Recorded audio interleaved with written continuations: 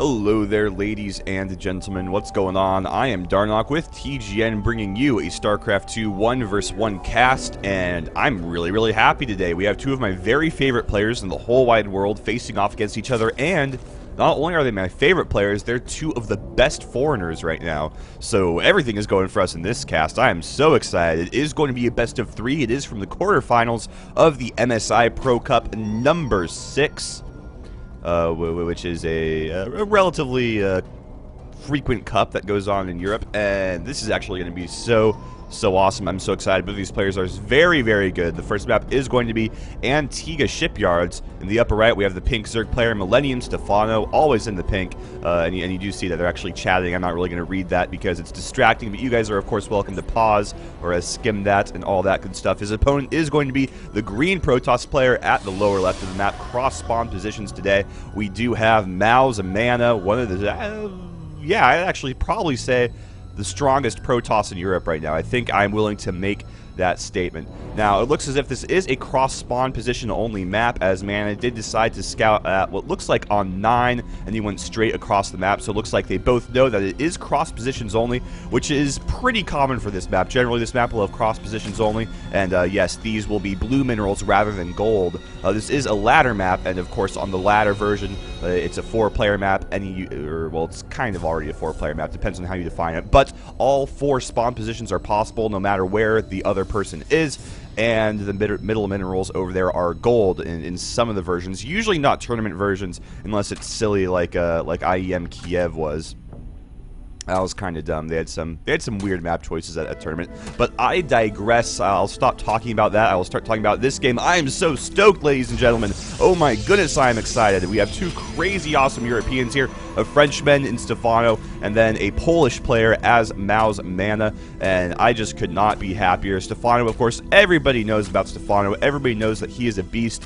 Even the Korean scene is like really into Stephano, which is kind of surprising because usually Koreans don't care too much about foreign players, but they're really into Stephano. He's so good. He plays a very interesting style in all the matchups and just makes some very interesting tactical decisions. Plus, he's just really good. He really broke out on the foreign scene when he won IPL 3 back in mid 2011 is what I want to say when that tournament was. Then he followed it up with a win in ESWC, and interesting fact, the finals of ESWC was Stephano versus Mao's Mana. It was the best of 5, and it was hard fought indeed. Stephano barely taking that one 3-2 against Mao's Mana, and it was just a fantastic series. I actually casted it over on TGN, so if you want to take a look at that, go look in the archives. Alternatively, you can just go to sc2casts.com and just search for Stephano, scroll down a little bit, and then you will find that series. It's really good. I do highly recommend you guys watch it,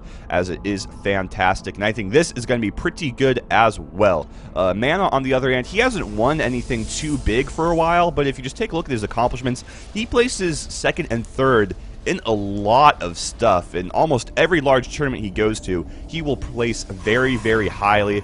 So he is very consistent and very strong indeed. I'm really excited to see these two players face off. Will Mana be able to get revenge on Stephano here for the ESWC finals, or will Stephano continue his winning record against this Polish Protoss player?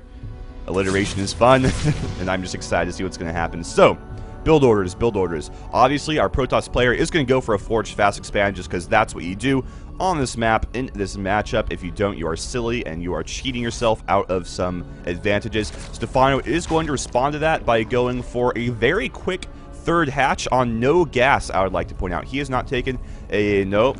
Oh yeah, he has not taken a single gas geyser yet, only just now taking his first 2 extractors in his main. So he has really been powering up with those drones, has been building quite a bit, and he's going to have some pretty crazy production to follow this up. He already has his 2nd queen out, and of course he will be getting a 3rd queen pretty quickly. Actually, he already has a 3rd queen over here. He's up to 3 queens now at the 6-minute mark, 3 queens and almost 3 hatcheries, as well as a total of 36 drones. So Stephano is actually in a pretty ridiculously awesome place as far as macro goes. He's he's feeling pretty good. However, he's going to be a little bit on edge. He's going to have to prepare for what Mana is going to do here. As I'm sure many of you know, there are a lot of ways to follow up a Forge Fast Expand for a Protoss player against a Zerg, many of them being very, very aggressive. You either go for a Stargate or two, get some Void Rays out there, do a Void Ray Zealot push. You can get 6, 7, maybe even 8 gateways, depending on how all in you want to get, and then just send a huge amount of gateway units at your opponent. You usually get the +1 attack upgrade with that, as we do see Mana is going for right now.